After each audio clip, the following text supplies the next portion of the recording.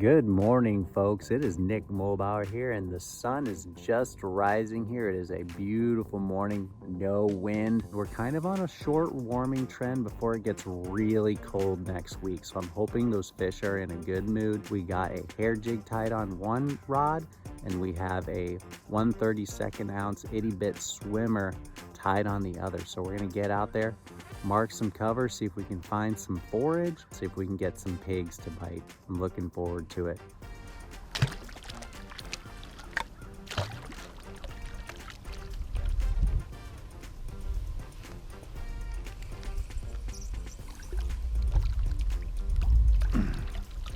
All right, folks, just like I said, first one of the morning, and it is just an absolute joy being out here vertical jigging these fish. Right now, I am not really keyed into their temperament yet, but that is a pretty decent fish, so we're on to them. We got our first one.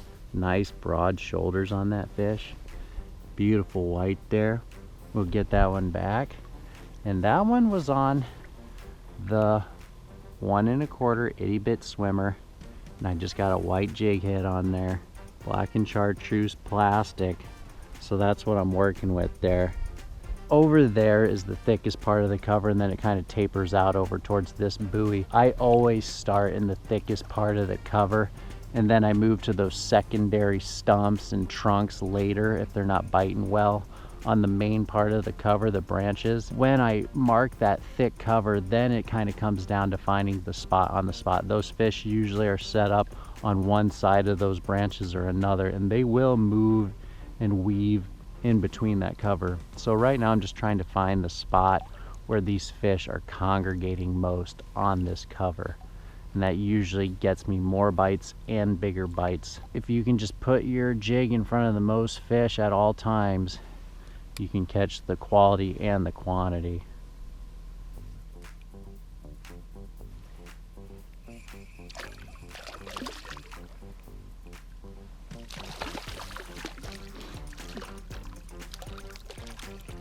All right, folks, there's a nice black right there, the first black of the morning. All these fish are on the white 1/32 jig head with a chartreuse and black 1 1/4 inch Bobby Garland Itty SwimR. Great morning of crappie fishing, a lot of fish so far. So we'll get that one back. Nice slab there. Let's turn that camera around and talk about some stuff. All right, folks, so I'm sure you guys are kind of getting tired of my crappie fishing. This is kind of just turning into a darn crappie fishing channel. But guys, when I have a Sunday that is 5-mile-an-hour wind this time of year, that's just what I'm gonna do. I'm just fishing. There's no adjusting my kayak, there's no fighting wind. I am just fishing, and I am killing it today. In addition to it not being windy today, we are on a warm day between a lot of cold days. We had a really cold, windy week, and today is the warmest day we will see in a long time. Back end after today, it's getting cold and windy again. So those fish are probably beefing up on this nice day. I can't really speak to that and say that that is a fact, but when I get warm days in the middle of a bunch of cold days, that usually makes those fish tend to be more energetic, though that is not always the case. I was really confident coming out here this morning. If I don't catch a big one, it's just been so fun having those fish be energetic with my jigs and just not working too hard for them. I'm not fighting wind, I'm not fighting a lethargic bite. It's just all fun.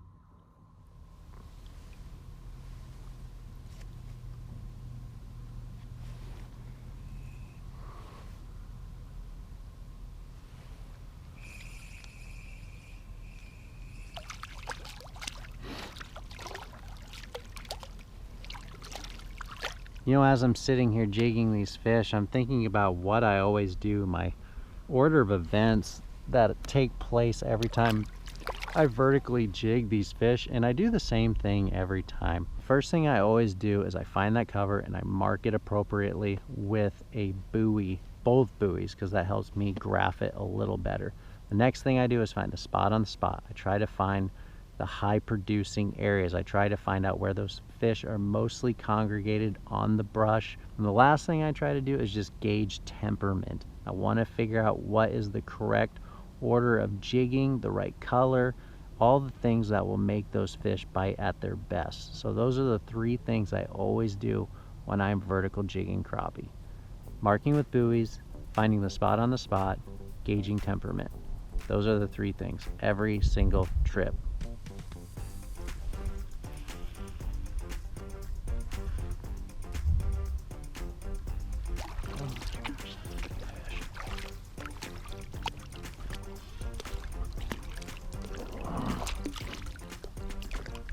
Look at that one.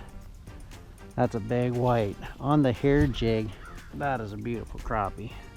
We'll get a measure on this one. We're gonna drop that fish in the water for a second. Hold that fish in the water. That fish is coming in at about probably 13.5, 14 inches. So that's a nice crappie. It's a nice white, beautiful fish. Get that one back to fight another day and grow a little bigger.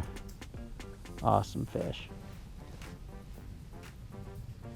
The only thing I really want to mention at the end of this video is the fact that I have not been very color specific on my outings lately crappie fishing, and that's because that water is so dirty. What I have been doing though is I've been giving them a variety of jig colors, plastics, and different colored hair jigs, and the reason is just variety. I feel like those fish get accustomed to seeing the same thing for too long and they will be more bashful towards it. So by just giving them a variety of colors and profiles, it keeps a few more fish biting and biting longer. So that is all I kind of just wanted to mention at the end of this video. Other than that, y'all have a wonderful holiday. Enjoy your Thanksgiving, eat up. Get out fishing if you got some time. It's going to be cold, but if you love it enough, you will go out in any conditions. Take care. Can't wait to get out again. Peace.